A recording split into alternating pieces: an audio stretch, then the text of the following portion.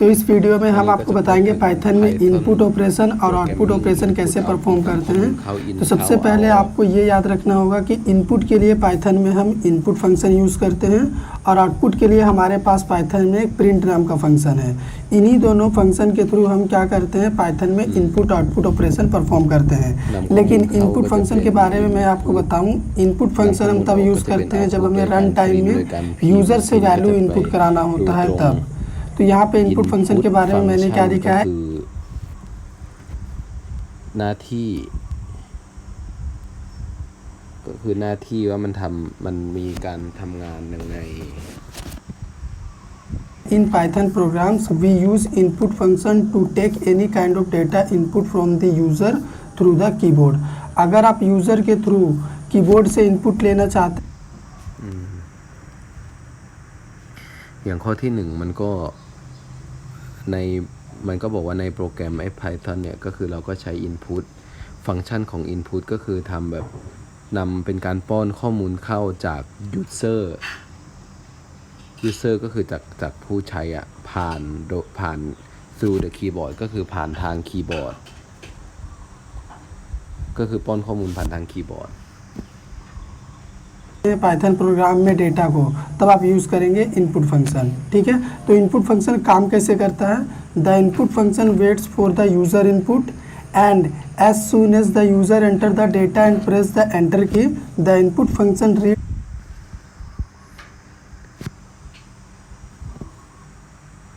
ทีนี้แล้วก็ input ฟังก์ชัน input ก็คือจะรอข้อมูลจากอันที่2อันต่อมาก็คือรอข้อมูลจากผู้ใช้การนำข้อมูลเข้าของผู้ใช้ทันทีที่มีการ enter ข้อมูล data ก็คือข้อมูลแล้วก็กดไปที่ key input function แล้วก็มันก็จะอ่านซึ่งข้อมูลแล้วก็จะสั่งการ assign เนาะก็คือสั่งงานข้อมูลไปให้ variable ก็คือไปที่ตัวแปรอะไรอย่างเงี้ยthe data and assign it to the variable।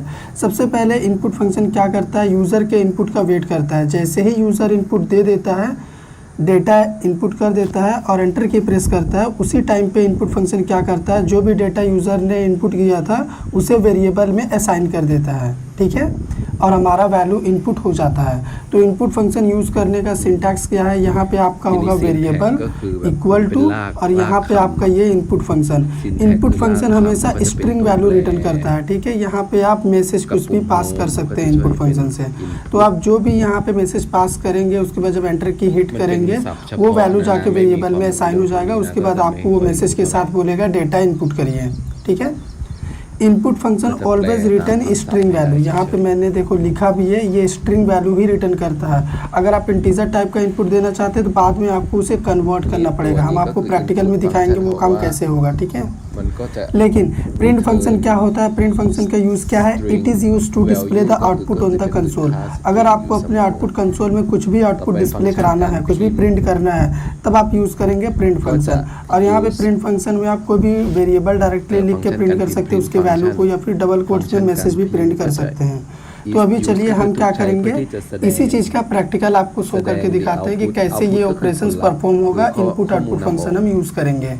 Practical में सबसे पहले हम आपको input लेना सिखाएंगे कि पाइथन में हम यूज़र से इनपुट कैसे लेते हैं। तो याद करिए मैंने आपको सिंटैक्स लिखा था। सिंटैक्स मैंने क्या लिखा था, इनपुट, और यहाँ पे मैंने आपको बताया था कि प्रॉम्प्ट मैसेज भी हम पास कर सकते हैं, यानी ऑप्शनल होता है, लेकिन अगर हम पास करते हैं तो जब हम प्रोग्राम का आउटपुट देखेंगे तो वहाँ पे हमें दिखेगा।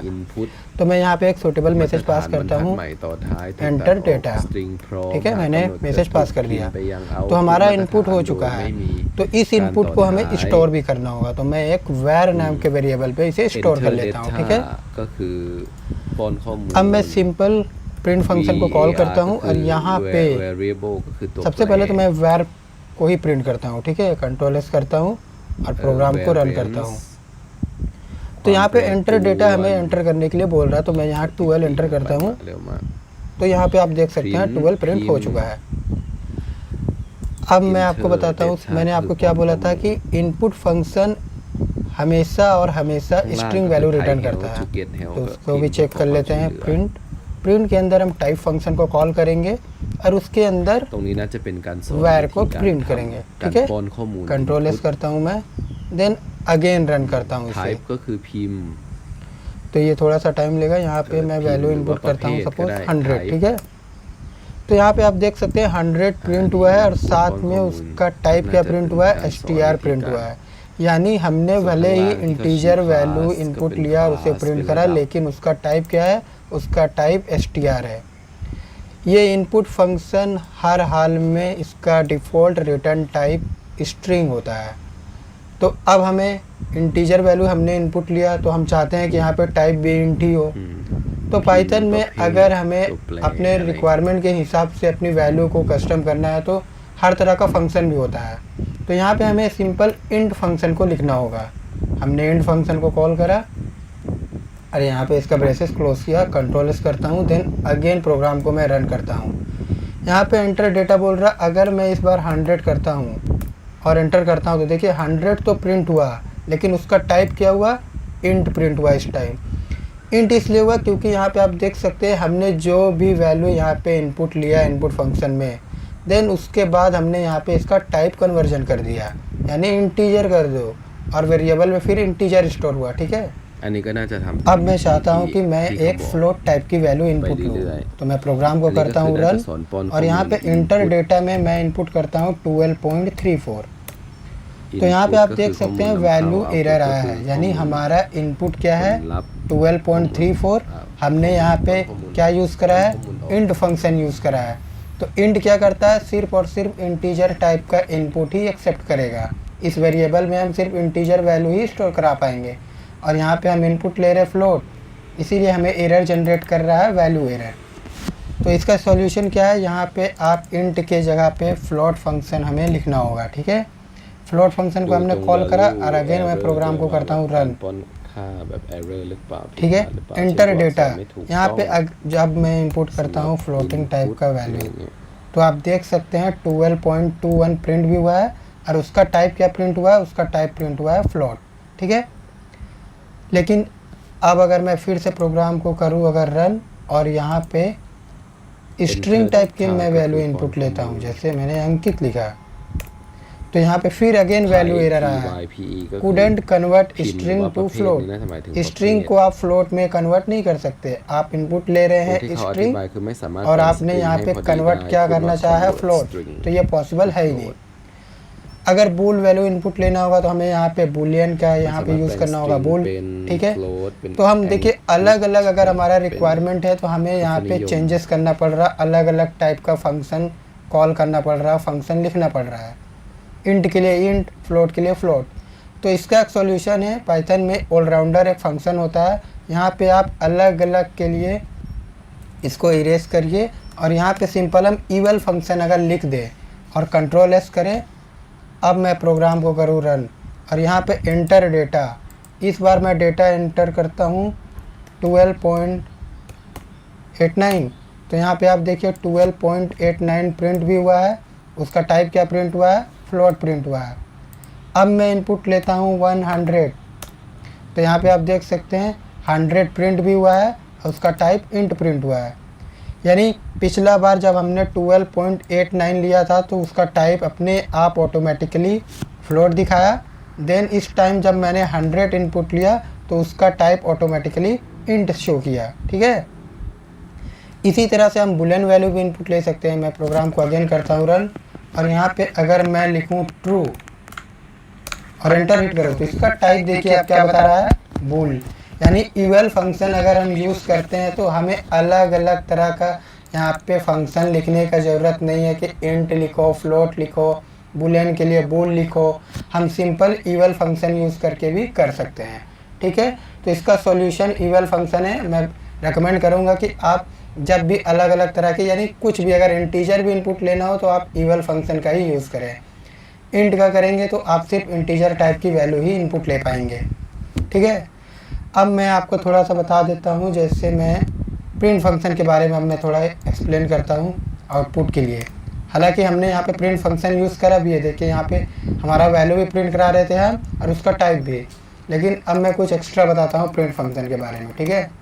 ข class bool यहाँ पे जैसे मैं लिख दूँ, bool คือ class मैं लिख दूँ हेलो और इसे कंट्रोल एस करके मैं प्रिंट करूँ तो हमारा मैसेज हेलो प्रिंट हो जाएगा। print ก็คือข้อมูล यहाँ पे आप देख सकते हैं हमारा मैसेज हेलो प्रिंट हो चुका है। ठीक है, अब प्रिंट फंक्शन में हम कोमा दे के भी वैल्यू को प्रिंट कर सकते हैं। जैसे मैं यहाँ पे हेलो अंकुश, ठीक है, देन और मैं डबल कोट्स दे देता हूँ, यहाँ पे लिखता हूँ अंकित, कंट्रोल एस करके जब मैं इसे रन करूँगा तो हर तरह की वैल्यू यहाँ पे देखिए, जितने भी वैल्यू मैंने वहाँ पे लिखे हैं यहाँ पे सारी वैल्यू प्रिंट हो चुकी है। अब मैं चाहता हूँ कि जो 3 अलग अलग तरह का मैंने यहाँ पे अब देखिए कोमा से सेपरेट किया है, तो इसका डिफ़ॉल्ट नेचर क्या है, जब मैंने कोमा से सेपरेट किया तो एक स्पेस लेके प्रिंट हो रहा है तीनों वैल्यू। मैं चाहता हूँ कि स्पेस ना लेके यहाँ पे मेरा मनपसंद सेपरेटर प्रिंट हो, तो उसके लिए मैं लास्ट में एट वेरी लास्ट क्या करूँगा, यहाँ पे कोमा और सेप इक्वल जो भी आपको सेपरेटर देना है, मुझे देना है हाइफन, मैंने हाइफन दिया, कंट्रोल एस करा और इसे करता हूँ रन। तो यहाँ पे आप देख सकते हैं हमारा जो आउटपुट है वो सेपरेट होके आया है जिस तरह से मैं चाहता था। ठीक है, तो यहाँ पे आप कोमा दे के प्रिंट फंक्शन में जितना आपका चॉइस है आप अपनी वैल्यू यहाँ पे लिख सकते हैं। अब एक और चीज़ मैं प्रिंट फंक्शन के बारे में आपको दिखा दूँ। ठीक है, यहाँ पे मैंने प्रिंट लिखा है हेलो और अगेन मैं एक बार प्रिंट लिखता हूँ, यहाँ पे मैं लिखता हूँ वर्ल्ड, मैंने वर्ल्ड लिखा। ठीक है, कंट्रोल एस करता हूँ, प्रोग्राम को रन करता हूँ। तो इसका जो डिफ़ॉल्ट नेचर होता है प्रिंट फंक्शन का, पहला प्रिंट फंक्शन का आउटपुट प्रिंट हुआ है फर्स्ट लाइन में, सेकंड प्रिंट फंक्शन का आउटपुट प्रिंट हुआ है आप देख सकते हैं सेकंड लाइन में, लेकिन मैं चाहता हूँ हेलो वर्ल्ड एक लाइन में ही प्रिंट हो गया है। तो यहाँ पे भी एक होता है हमारा एट्रीब्यूट, आप कह लीजिए एंड इक्वल। ठीक है, यहाँ पे आपको किस तरह से एंड करना है, यानी इसका जो आउटपुट आया और जो नीचे आउटपुट है, ये जो एंड लास्ट न्यू लाइन में हो रहा था, आपको किस तरह से एंड करना है। तो मैं चाहता हूँ एक स्पेस में एंड हो। ठीक है, कंट्रोल एस करके प्रोग्राम को करता हूँ रन। तो यहाँ पे आप देख सकते हैं हेलो वर्ल्ड एक लाइन में प्रिंट हो चुका है। अगर आप चाहें तो 2-3 लाइन बाद प्रिंट हो तो आप यहाँ पे /n यूज़ कर सकते हैं। ठीक है, अब देखिएगा 2 लाइन का गैप लेके प्रिंट होगा। यहाँ पे आप देख सकते हैं 2 लाइन का स्पेस आ चुका है। ठीक है, तो ये था इनपुट और आउटपुट ऑपरेशंस हम कैसे परफॉर्म कर सकते हैं पाइथन में, यानी कैसे यूज़र से इनपुट ले सकते हैं और कैसे उसे प्रिंट कर सकते हैं। तो इस वीडियो में इतना ही। आई होप वीडियो आपको समझ में आया होगा। अगर वीडियो समझ में आया तो वीडियो को लाइक करिए, चैनल पे नया है तो सब्सक्राइब कर दीजिए। तो इस वीडियो में इतना ही, थैंक यू।